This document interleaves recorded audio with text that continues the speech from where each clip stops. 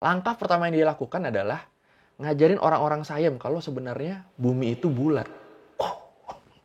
Selirnya itu ada 32, anaknya ada 82. Yo, Studi Bantim. Oke, kemarin kita udah bahas 3 raja ya. Rama 1, 2, 3. Terakhir tuh sampai Rama 3 meninggal. Dan dia nggak punya penerus karena dia nggak punya ratu. Semua anaknya dari selir. Ya, jadi bingung siapa yang selanjutnya jadi raja nih. Yaudah, langsung aja kita bahas lagi nih raja-raja Thailand. Sekarang giliran Rama 4, 5, dan 6 di Learning by Googling. Kita ingat-ingat dulu. Rama 3 ini juga bukan anak dari Rama 2 dan ratunya. Tapi anak dari selir. Tapi karena jasanya buat kerajaan ini besar, termasuk menghentikan pemberontakan, akhirnya dia diangkat jadi raja. Jadi Rama 3. Rama 2 dan ratunya ini sebenarnya punya anak, namanya Pangeran Mongkut. Tapi pas Rama 2 meninggal, kebetulan Pangeran Mongkut juga baru mulai jadi biksu. Itu tahun 1824. Selama jadi biksu, Pangeran Mongkut ini keliling Thailand. Waktu itu namanya masih Siam ya. Sampai akhirnya tahun 1836 dia itu sampai di satu tempat. Yang kalau sekarang tuh lokasinya tuh di Central Districtnya Bangkok banget. Di kuil di daerah itulah dia akhirnya jadi kepala biara. Dan dia belajar bahasa Inggris, bahasa Latin, astronomi dari pelaut-pelaut yang datang. Dari bule-bule nih. Tahun 1851, saudara tirinya Pangeran Mongkut, Raja Rama 3 meninggal. Tanpa punya anak dari ratu. Jadi kerajaan ini bingung, siapa nih yang bakal jadi penerusnya nih? Ada yang bilang Rama 3 tuh pengennya yang nerusin jadi raja adalah salah satu anak dari selirnya. Setelah proses yang panjang, akhirnya posisi Pangeran Mongkut buat jadi raja selanjutnya ini kuat banget nih. Karena beberapa alasan. Yang pertama adalah karena memang dia ini pewaris tahta yang sah kan sebenarnya kan. Anak laki-laki Rama 2 dari ratunya. Terus dia dapat dukungan banget dari Britania, dari kerajaan Inggris. Karena kan dia belajar bahasa Inggris, segala macam mau pelaut-pelaut tadi kan. Akhirnya dia menjalin hubungan sama kerajaan Inggris. Akhirnya diangkatlah Pangeran Mongkut jadi raja. Lahirlah Rama 4.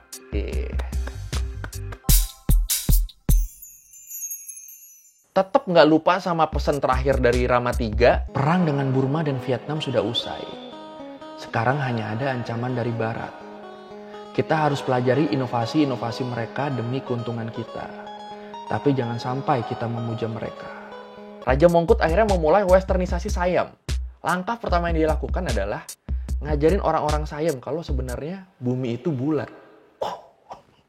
Ya langsung sulit diterima lah, karena beda banget kan sama bentuk bumi berdasarkan pengertian ajaran Buddha pada waktu itu. Ya akhirnya selama tahun 1800-an itu kebagi dua lah, antara yang percaya bumi bulat sama yang bumi datar. Deja vu ya.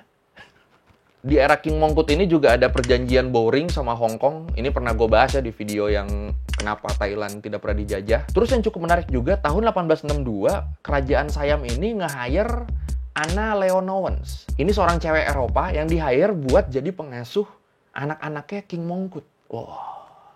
Pengasuh aja bule lo, gila lo. Katanya sih Anna ini punya pengaruh besar dalam membentuk Pangeran Chulalongkorn sampai akhirnya bisa menjadi Rama 5 nantinya. Kisah hidup Anna Leonowens ini selama kerja di kerajaan Siam itu sampai diangkat jadi satu pertunjukan Broadway berjudul The King and I. Sebenarnya sempat jadi film juga ini. Cuma karena katanya ada beberapa referensi sejarah yang nggak sesuai, yang jatuhnya justru kayak nggak respect sama King Mongkut, akhirnya film ini di-banned di Thailand. Ada yang udah nonton kali? Gue belum soalnya. Haven't you noticed? Suddenly I'm bright and breezy. Akhirnya King Mongkut ini meninggal tahun 1868, waktu lagi ekspedisi bareng salah satu anaknya, Pangeran Chulalongkorn. Mereka kena malaria. Anaknya selamat, bapaknya lewat. Oh iya, King Mongkut ini juga dikenal sebagai raja dengan jumlah anak paling banyak. Jadi, selirnya itu ada 32, anaknya ada 82. Apa itu keluarga berencana? Ini Gen Halilintar ketemu mereka juga minder ini.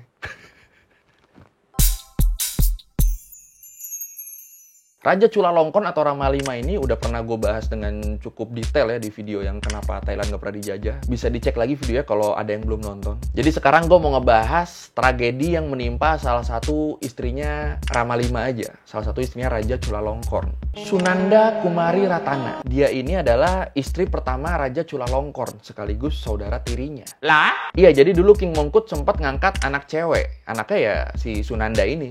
Kali dari kecil sama Pangeran Chulalongkorn udah suka-sukaan kali ya. So sweet.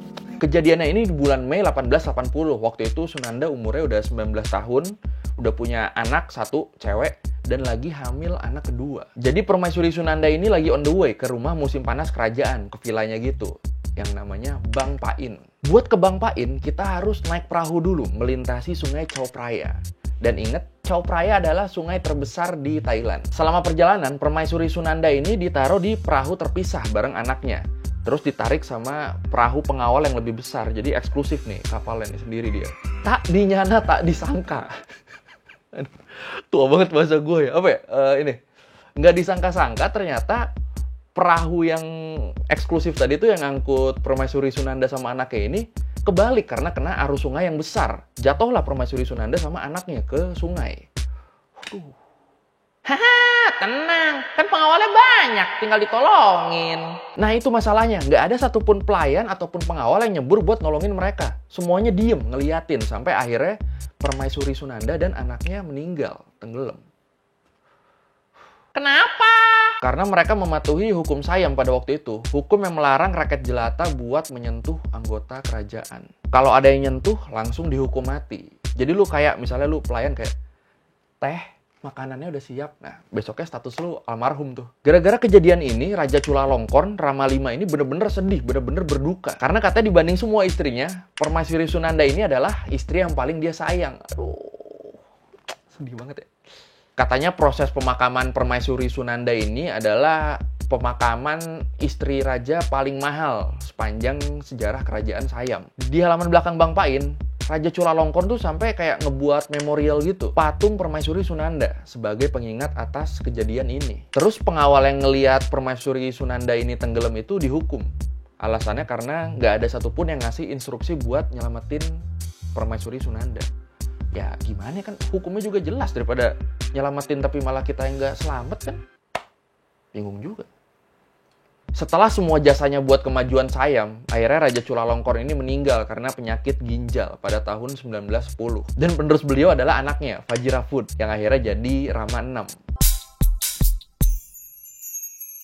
Raja Vajiraput ini terkenal sebagai penulis. Kalau Rama II kemarin kan penyair ya, kalau ini penulis, bikin-bikin cerita gitu.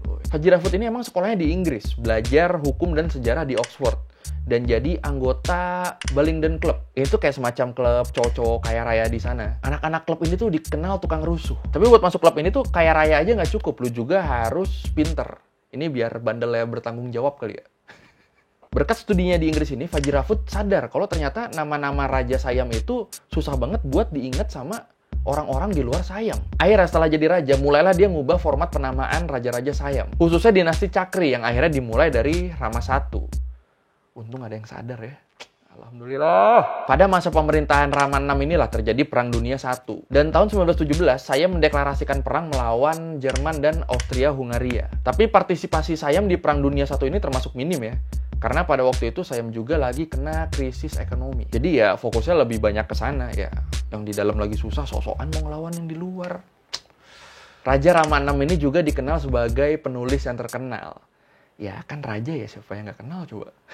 Dia orang yang nge-translate beberapa karya Shakespeare ke bahasa Thailand, termasuk diantaranya Romeo and Juliet. Beliau juga yang membuat karakter Nai Tong In, kayak detektif swasta pertama Siam nih. Dan role modelnya udah pasti Sherlock Holmes.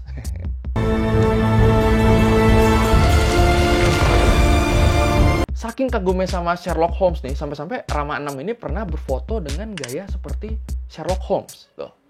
Nah kan, ternyata ada juga raja yang doyan cosplay ini. Rama VI ini sempat jadi raja yang nggak punya ratu sama sekali selama 10 tahun. Ya, kasihkan nulis kali ya. Dan ternyata ini cukup bikin masalah. Jadi di tahun 1925, Siam ini masih krisis keuangan waktu itu dan Rama VI udah mulai sakit-sakitan. Posisinya dia belum punya anak sama sekali, belum punya penerus tahta. Tapi istrinya lagi hamil besar. Akhirnya Rama VI ini sambil sakit-sakitan ini ngasih instruksi. Kalau anak yang lahir nantinya cowok, dia yang bakal jadi raja. Tapi kalau yang lahir cewek, yang jadi raja adalah adiknya, Pangeran Prajadipok. Akhirnya Putri Sufadana, istrinya Rama VI ini melahirkan 2 jam sebelum Rama VI meninggal. Dan anaknya cewek. Akhirnya yang jadi raja adalah adiknya tadi ya, Pangeran Prajadipok. Jadi Rama VII dia. Dan yang kita harus ingat adalah, dia jadi raja ketika situasi keuangan di Siam ini lagi krisis. Nah, terus gimana dong? Nah, itu nanti kita bahas di episode selanjutnya. Bahas Rama 7, 8, 9. Apalagi Rama 8 nih yang paling gila sih ceritanya menurut gue ya.